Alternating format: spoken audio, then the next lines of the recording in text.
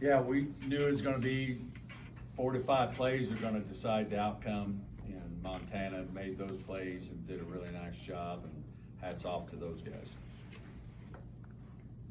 More questions from the media?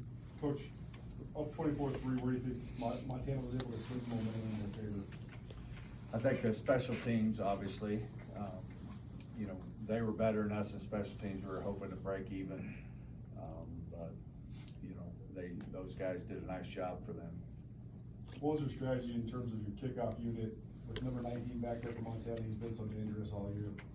We tried, you could see how we tried to move the ball all over, just tried to change where he's catching it and all those angles and all that stuff. And he dropped it, dribbled it, and took off, you know, and so, you know, pretty dynamic player. And Coach, with about 7 minutes left, you guys had no more timeouts. How much did that change the way you were calling the game, and how difficult did that make it to kind of come back in that moment? I mean, I think certainly should had at least one left. That third quarter, just all that momentum, and you're trying to get it stopped. And so, you know, probably should have kept one in my pocket there, but you know, ultimately we had scored twice. We were moving it, and they came up with a big play. All right, and then you guys are, you know, away from home, and it's a night game. Were there any challenges, or how did you fill the time during the day, you know, to just get to game time? I think we traveled well. These guys handled it well. You know, the university did it first class, and we've had really enjoyed our time in Missoula. You got a beautiful town, a good football team, and obviously great fans. Coach, the 4th and 5, like 7 minutes left. When you guys are kind of right on the fringe of field goal range, what went into that decision, and why did you decide to go for it? Just believe. I didn't think we'd make it. Paxton, how difficult, excuse me, is Montana's defense to prepare for, just with their fronts and pressures that they bring? Yeah, they do a lot of things, so you have to be really good post snap, you know, identify coverages behind it, and, you know, a lot of that's on the O-line, really, you know, with all the stunts up front, so, you know, it's difficult to do, but, you know, hats off to them. They did a lot of good things. You know, you guys came in here with a lot of confidence, so just, what was the mindset before the game? How are you guys able to jump out to the big lead early? I think the mindset is just doing our job and knowing our keys at the end of the day, knowing that we'll be prepared for all week, and that's what just gave us the confidence to be able to jump out to the lead that we had in the beginning of the game. Coach, I don't know exactly how many, but I think you guys had over 100 penalty yards. Just how does that affect the game? It was big. You know, certainly could have played better. You know, I think it was those 4 or 5 plays we talked about.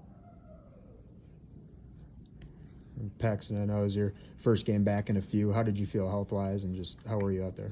Felt really good at the beginning of the game. Couple of hits and a couple tweaks to the foot. You know, definitely was painful in the third and the fourth quarter, but you know, I just wanted to leave it all out there for those guys. And ultimately, like, my faith is super important to me. And you know, Philippians 4:13 says, "I can do all things through Christ who strengthens me." So I was just relying on Him, just trying to get through the game with the love for this team. Coach, can you just sum up this season for your guys? A conference championship and you know, 9 wins. Yeah, I mean, at the end of the day, right now, you just need to get through the night. But you know, don't be sad it's over. Just be glad it happened. This was as close and as tight of a team that I've ever been a part of. We've done a lot of beautiful things. You know, won't be able to coach a lot of guys again. That's really turned our program around, and you know, this is another step in playing at Missoula and a playoff, and our progression has grown as a program. Like, these are things that we need to learn from and all that, and go back to building a better, stronger team for next year. Coach, did Montana do anything on either side of the ball that surprised you or that you guys weren't expecting?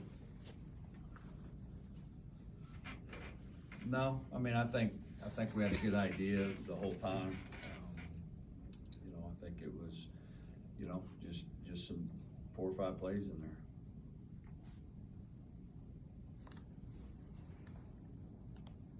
And then, Coach, through the half, you guys had all the momentum. What do you think made it kind of hard to sustain that? Because it felt like you could kind of feel the tide turn, in that third quarter. What do you think made it so difficult to keep the momentum?